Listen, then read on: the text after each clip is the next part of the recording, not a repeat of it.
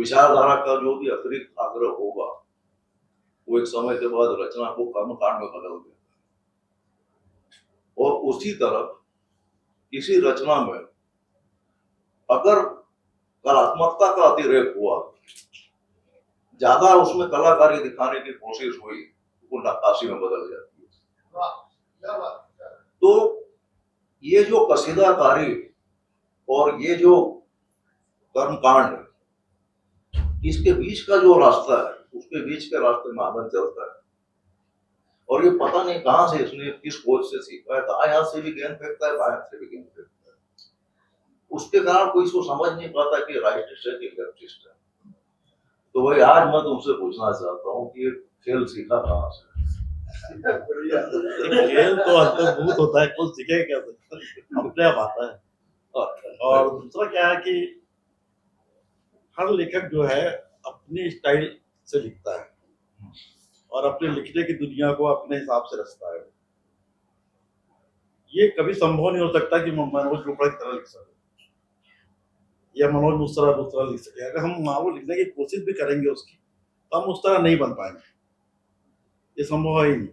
और हमेशा क्यों लिखे वैसा उसके जैसा होता, अपनी भाषा अपनी मौलिकता खोजेगा। तो मेरा संतोष जो है कल्पना और इसमें और कुछ उड़ान भरने में, अपने आप चीजें इस तरह उड़ती है कि पता नहीं चलता मुझे। तो मनोज जितना यथार्थ में रहता है तो थोड़ा उड़ जाता हूँ उधर। ये एक सोनार एक लोहार की दोस्ती है। वैसे बहुत कम हम दोनों एक दूसरे को पढ़ते हैं, दोस्ती बहुत पुरानी है। लेकिन अगर कोई कहानी मेरे नजर में आके आनंद की, तो मैं सोचता हूँ आनंद की तो अच्छा अपना दोस्त है, अच्छी कहानी होगी, क्या पढ़नी इसकी। आनंद के नजर में मेरी कोई कहानी आती, वो भी सोचता है यार अपना ही दोस्त है, अच्छी होगी कहानी, क्या पढ़नी। मैं पढ़ता हूँ अगर मिल जाए तो उस तरह से हम लोग गहरे एक दूसरे के पाठक नहीं है, जितने गहरे दोस्त हैं उतने। लेकिन ये किताब आनंद ने मुझे भेजी देखना, तो मैंने पढ़ी किताब, और ये दावे के साथ कह सकता हूँ कि प्लेटफॉर्म के जीवन का, प्लेटफॉर्म के भिखारियों का, या उस तरह से कचरे में फेंक दिए गए मनुष्य का इतनी गहराई से देखना पहले कभी हुआ नहीं। अच्छा, इसमें है तो मामला एक अंधे भिखारी का, पूरा जो मेन जो कैरेक्टर है उसमें अंधे भिखारी का ही है। लेकिन मुझे ये लगता है कि उपन्यास उनके लिए नहीं है जो जन्मजात अंधे हैं, ये उपन्यास उनके लिए है जो सब कुछ देखकर भी नहीं देखता। वो ये देखना ही नहीं चाहते कि एक तरफ हमारे देश की इकोनॉमी $5 ट्रिलियन की तरफ जा रही है और दूसरी तरफ प्लेटफॉर्म में भीख मांगने वालों की तादाद लगातार बढ़ती जा रही है। अच्छा, ये सिर्फ इस बात तक के सीमित नहीं है मामला कि प्लेटफॉर्म पर भिखारी बढ़ते जा रहे हैं। एक संकेत और जो बड़ा संकेत है इसमें, आने वाले दौर के जो संभावित भिखारी है उसके तरफ भी एक इशारा है उपन्यास में, जो मैं उस एक छोटा सा अंश उसमें पढ़ के आपको बता रहा हूँ।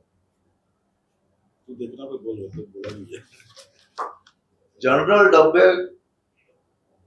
डब्बे ट्रेन में अब कम रह गए थे, इसलिए ठठाठस भरे रहते थे। इन ठठाठस भरे डब्बों में भिखारी भी बहुत कम ही भीख मांगते थे।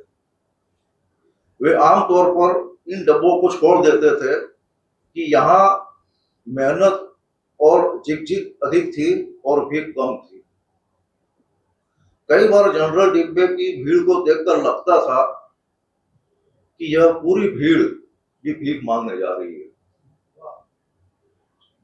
यह भीड़ भिखारियों से बस थोड़ी सी ऊपर थी, बस इतनी कि भीख नहीं मांग रही थी बल्कि मेहनत मजदूरी कमा रही थी।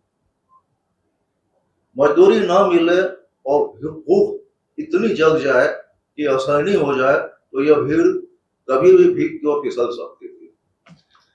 ये बहुत बड़ा इशारा है आने वाले समय का। अच्छा, एक जैसे जयशंकर जी ने अपनी बात में कही थी कि ये कथाकार पे ये नहीं पूछना चाहिए कि कहानी के अलावा वो क्या सोचता है, उसकी कथा ही वो सब कुछ कहती है। लेकिन मैं आनंद से एक राइटर के रूप में नहीं, एक जागरूक नागरिक की हैसियत से पूछना चाहता हूँ, अभी जो हमारी इकोनॉमी जा रही है जिस दिशा में, तो क्या सोचते हो? अभी क्या ये जो हमारी अभी की जो अर्थव्यवस्था है, वो जिस दिशा में जा रही है, तुमको क्या लगता है कि ये जो भिखारी जो प्लेटफॉर्म पर भी बढ़े हैं, वो हमारी मौजूदा अर्थव्यवस्था के कारण बढ़े हैं, या आने वाले दिनों में जो और बढ़ेंगे, जो उसमें संकेत मिल रहा है उपन्यास में, तो उस क्योंकि अगर भिखारी बढ़ रहे हैं समाज में, तो आखिर में तो अर्थव्यवस्था का दोष है। उपन्यास तो ये संकेत दे रहा है, लेकिन मैं एक नागरिक के हैसियत से पूछना चाहता हूँ कि कुल मिलाकर ये हो जाता ये अर्थव्यवस्था का ही दोष है। ये जो हमारी अर्थव्यवस्था है, ये पूरे विश्व की जो अर्थव्यवस्था है, आप देखें तो अमेरिका में भी भिखारी बहुत है। ऐसा नहीं है कि वहाँ भिखारी नहीं, जिसको आप बहुत बड़ा मतलब संपन्न देश मानते हैं, वहाँ भी है। असल में हम लोगों से, हमारे यहाँ जिस तरह से धान, ये चावल, जिस तरह से राजनीतिक पार्टियां चीजें बांट रही हैं, और कि फ्री में उनको चावल मिल रहा है, फ्री काम नहीं कर रहे हैं, कुछ चावल बेच के शराब भी पी दे रहे हैं। मतलब निकम्मे ही हम एक ऐसी भीड़ तैयार कर रहा है जो कोई काम नहीं करे, और जितनी उसको छीनेंगे, जो ये वोट के लिए कर रहा है, जितनी उसको छीन लेंगे, आप भिखारी बन जाओगे। अर्थव्यवस्था भी यही कर रही है। आप देखिए सारा कुछ, जैसे सियाराम जी बोल रहे थे, शेयर मार्केट, शेयर का वो खेल हो गया।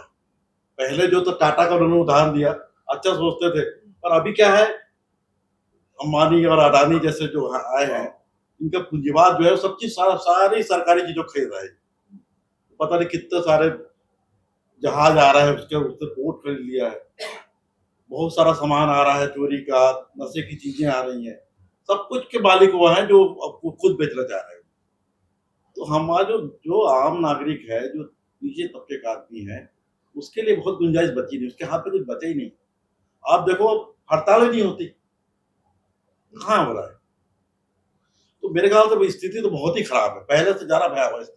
जो इशारा शर्मा जी ने किया था इन संसाधनों के लूट के पीछे, जो औद्योगिक पूंजीवाद है वो खत्म हुआ, उसकी जगह वित्तीय पूंजीवाद या बाजारू पूंजीवाद, ये सब चीजें तो आई है, और ये पूरी दुनिया में है। संसाधनों की लूट भी पूरी दुनिया में, ये भी सच है। और लेखक एक सिर्फ प्रति संसार खड़ा कर सकता है, वो क्या कर सकता है? लिखना तो असल में आत्मसंतोष के लिए होता है। हिंदी में लिखना वो पूरी तरह आत्मसंतोष के लिए लिखना होता है। हिंदी का कोई पाठक तो उस तरह होता नहीं है, आप यही देख लीजिए। अब वो क्या है कि पाठक, आपके पड़ोसी भी आपका पाठक नहीं है, आपके घर में आपको कोई नहीं पढ़ता है। मतलब जब तक हिंदी, पता नहीं कैसे स्वांतर सुखाए वाला मामला है, इसमें कुछ ज्यादा मुझे लगता नहीं है। मैं कभी भी लिखता, मैं कभी पाठक की कल्पना ही नहीं करता।